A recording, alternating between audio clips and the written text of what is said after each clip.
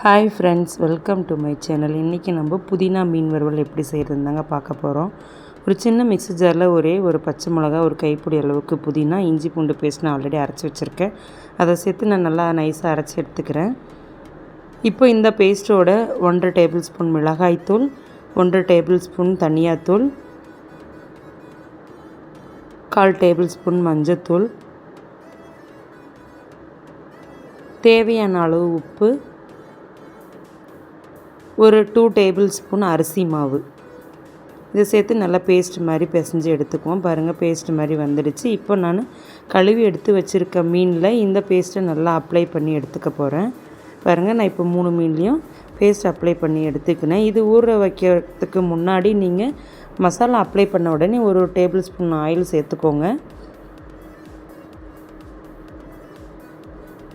ஒரு அரை மணி நேரம் நல்லா ஊறட்டும். இப்போ அரை மணி நேரம் மீன் நல்லா ஊறிடுச்சு. இப்போ நான் அதை பொரித்து எடுக்க போகிறேன். ஒரு தோசைக்கல் வச்சுருக்கேன், அது நல்லா சூடு ஏறட்டும். அதில் பொரிக்க தேவையான அளவு எண்ணெய் சேர்த்துக்கிறேன். எண்ணெய் நல்லா சூடு ஏறினதும் நான் மசாலா தடவி வச்சுருக்க மீனை எடுத்து சேர்த்துக்கிறேன்.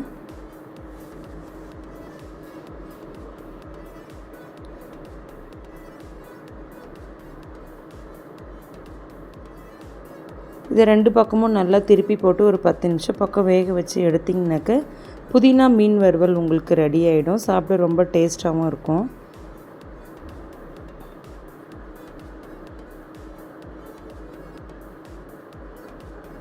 அதே போல் மசாலா மீனில் ஒட்டவே ஒட்டாது. ஏன்னா நீங்கள் அரிசி மாவு போட்டிருக்கீங்க. நல்லா கிறிஸ்பியாக நல்லாயிருக்கும் சாப்பிட. பாருங்கள், 2 பக்கம் நல்லா திருப்பி போட்டு வேக வச்சு எடுத்தாச்சு. இப்போது புதினா மீன் வறுவல் ரெடி ஆகிடுச்சு.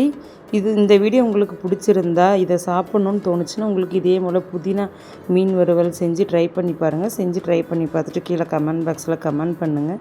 மறக்காமல் எங்களோட சேனலுக்கு ஆதரவு கொடுங்க. தேங்க்யூ.